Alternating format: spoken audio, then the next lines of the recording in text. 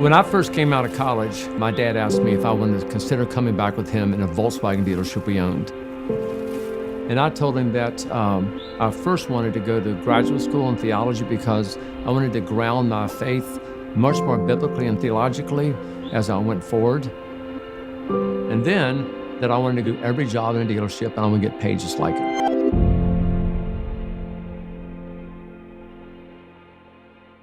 I remember working as a technician, and I'd been a really good student along the way, and I was a very average technician. And I remember struggling, and one time I'm working on this exhaust manifold, intake manifold, and I get rust in my eyes, it's burning up hot, and I'm like, why am I doing this? I could be in graduate school right now. I could have gone here. I'm doing this right now. But my idea was I want to actually experience the struggles everybody went through when they did their jobs.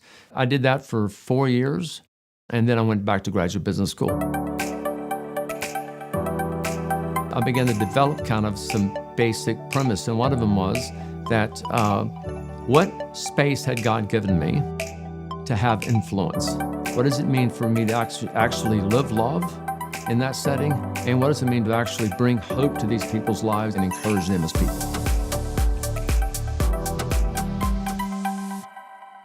You can be in the car business a lot of places, but if you want to do it differently and better, and you want to provide a very, very different experience for people, this is about the only place you can do that. Everything that we do is about building trust with our customers, and I think Don has done a good job of instilling that in his management and his leaders in the company, how we take care of our customers, how we take care of each other as employees, and also how we look to serve the community that we live and work in. This is, for a lot of people, the second most, and for some people, the most expensive purchase they're ever going to make. So to me, what's different about that is that we care that we're going to affect their whole life if we do this wrong. If you looked in terms of biblical language and said, what do we want to be about? How does that give expression to what we're trying to do now in terms of what would be animating the culture or our ethos inside of our business? We said the first thing has to be trust. And to be a person that our organization is trustworthy, we have to ask, what does that actually mean? If you came in for service, what would that look like? If you came in and bought a car from us, what would that look like? And we deconstructed everything we did in the business, everything all the way. So you entrust your car to us, and you're at a really disadvantage. You don't know anything about cars, and you can't get around if you don't have a car. So it's pretty easy for somebody to take advantage of somebody else. What would that look like for us to say that could never happen here? And we came out and said, we can only give you one estimate. So we came back with more than we had to basically eat that. It means that if we didn't fix it right the first time, you never paid again. It meant that you couldn't be inconvenienced. We'd go pick up your car and bring it back to you. And the price that we quoted would never be more than that, no matter what. No matter if we made a mistake or not, it'd be done one time. Some of the things that people experience out in the industry is just the hiding of information. We do the opposite. We want to tell them every single thing. So us being profitable is not about us having more information than the customer. It's about us giving value and providing a really, really fantastic service for people, not only when they buy their car, but long after when they service their car.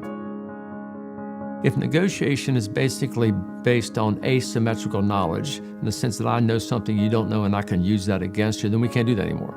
So we changed the whole way cars are priced, how we came to market. Instead of starting at the top and negotiating down prices, we came right up front with the price.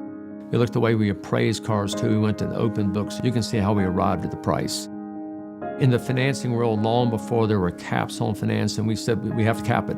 Doesn't make any difference what the law is. We have to cap it because we said your ability to negotiate should not determine the price you pay. It should be the same offer everybody gets. Warranties on our used cars, we put a 100,000-mile warranty on a used car. So we have to figure out how to manage that cost. So that meant we had to get better reconditioning. So we developed very detailed process so we knew with confidence the car would really last. And then we put a money-back guarantee because we said that's what you would do for your neighbor. You'd be able to offer something back again. And people said, I must be crazy. They do all that. They said, well, if I said I was really going to treat a person like my neighbor or like a guest in my home, that's what I would do. So why aren't we doing that? How do we kind of re-engage in the trust relationships? Trust has underneath it keeping your promises, always, regardless of the cost. It means that you would never advantage yourself at the disadvantage of another. It means there can never be any language that's manipulative, deceptive, or puts you at a disadvantage. If you said you can make $1 trillion, but we can't treat people like this anymore, or we can't treat customers like that, so I just don't want to make it. That's not success for us. Success has to begin in terms of we can be trusted to always do the right thing for our customer. A place that a person comes to work, they invest their scarce labor capital with me, and they get a full return for their life for having done so. And we're a place that our communities, that we really enhance the communities we're in, that we are a place that if we didn't exist, people wish we were there. Faith is something we actually exercise. It's not an abstract concept. And so how do we actually exercise faith? And love is something we actually live. It's not an abstraction, all right, but it's actually a lived movement in life. And hope is something we actually bring in our very presence. And so we want to connect those to people's lives and say, how do we help this be a place that's worth believing in? How is this a place where you believe you make a contribution and you make a difference in what you do? And how can this be a place where you feel connected as a human being?